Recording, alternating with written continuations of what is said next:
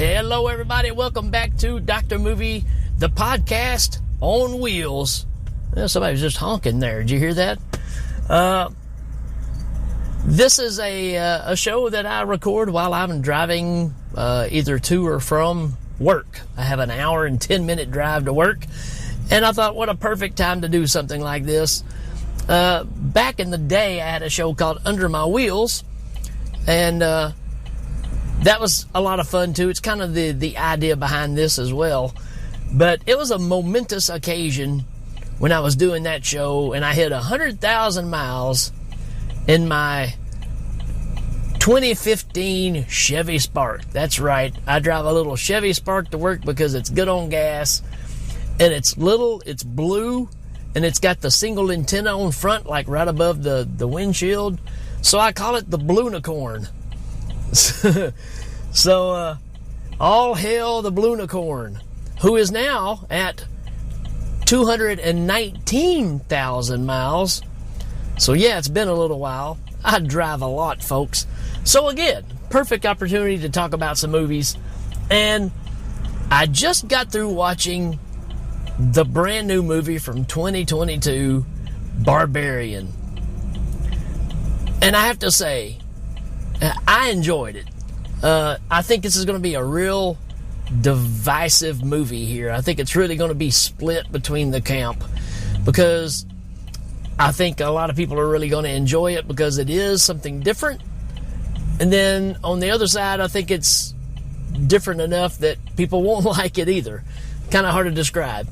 I will say that it really feels like, to me, because I grew up with 70s and 80s horror flicks, it feels like a mid to late 70s movie as far as the actual story. Now, I'm not saying it looks like a movie from that time. It feels like the story moves kind of like a movie from that time, that I think. So that already made me interested. If you listened to the last episode, you heard me talk about how much I enjoy movies that are hard to classify, music that's hard to classify. You can't really stick them in completely in one camp or the other as far as genres. This one is a legit horror movie, no doubt about it. And it's kind of a slow burn, and you feel like you know where it's going, and it's very misleading, and that's what I like about it. I found this movie really, really interesting. Was it scary? Yeah, it had a few moments in there, right? It does a good job of keeping you in suspense, not really knowing what's going on. You're kind of sheltered from everything, and the tension really builds slowly on this one. I think the acting is superb. I don't know. I was really, really impressed with this movie. You follow our main character, and she's coming to visit Detroit, of all places. Take them to Detroit, right? The murder capital of the world at the time, back in the 70s anyways. That's from Kentucky Fried Movie, if you don't know where I'm quoting that from. But visiting Detroit, which is, in areas has become a ghost town because of the lack of work, things like that. So you kind of get that aspect of it. It's a perfect location to do something like this.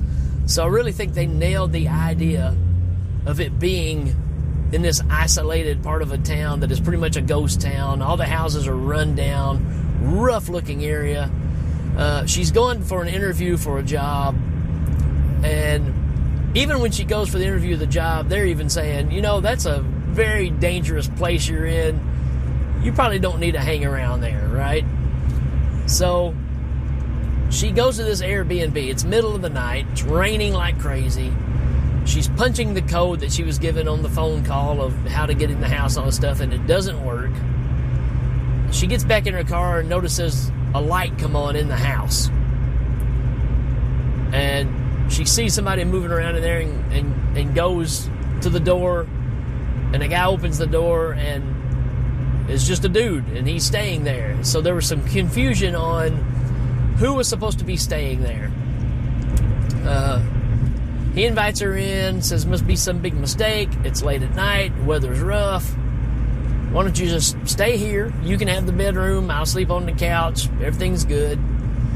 And obviously she's very weary of the guy because she doesn't believe he's supposed to be there, but he shows the information on his phone and stuff. And it seems like everything's legit for now. And the tension keeps lessening between these two up to a certain point. And then something triggers that. I'm not going to give it away because, again, the whole point is to watch this movie.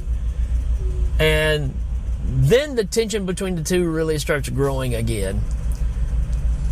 And let's just say there's some secrets in that house.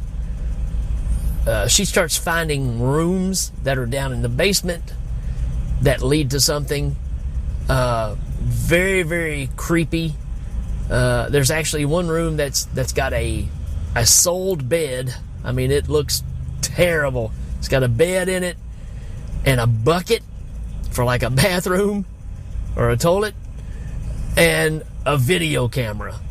So, there's only 2 people in this house, and this room is set up, obviously, for something terrible. So, I'm not going to give too much more away as far as that aspect of it. But what's interesting about this movie is you're following their storyline and everything that's happening there, and then it breaks away to another storyline. And this is what made it interesting to me, because you're not just stuck with the same location all the time. And this guy's driving around in a Porsche, it looks like, singing. Obviously, he's out in L.A., New York. I'm going to assume L.A. because it's got his top down and he's cruising. Typical L.A. lifestyle, right? That's what I think of. And it's the dude from the Dell commercials. You know who I'm talking about. I can't think of his name at the moment, but he's been in several flicks lately. And he's either movie producer or movie director. He's involved with this new show that's coming out. And he's having a conference call that pops up, and comes to find out that he is being thrown a lawsuit because a lady that he ended up being around is suing him for sexual assault. And, don't really know the details. They don't give it. They just tell him while they're talking on the phone he needs to be careful about what he says, because obviously the phone call is either being recorded or whatever. So there's, obviously things are going wrong for this guy. Now, did he do it or did he not? You want to believe that he didn't. But what he finds out is now he's in a financial crush. It's actually 2 lawsuits that he's having to pay for at about $70,000 a piece.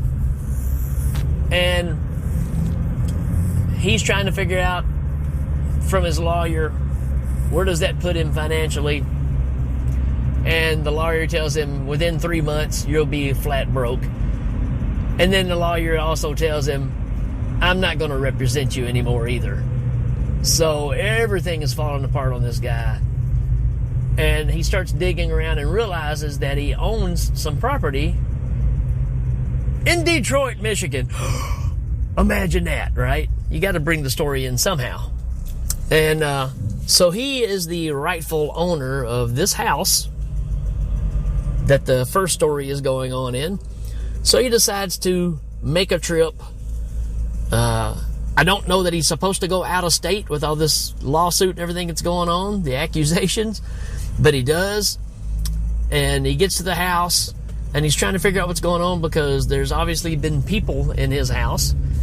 There's stuff laying around, and he's trying to figure out what's happened here. In his mind, he's trying to figure out, he ends up going downstairs into the basement and realizing there's extra rooms. So he does a little research to say, hey, can you upscale the property cost by, showing that there's these extra rooms attached to your house, all this kind of stuff. So he's looking at trying to upsell the house, get more money out of it. And yeah, he gets excited because you can. And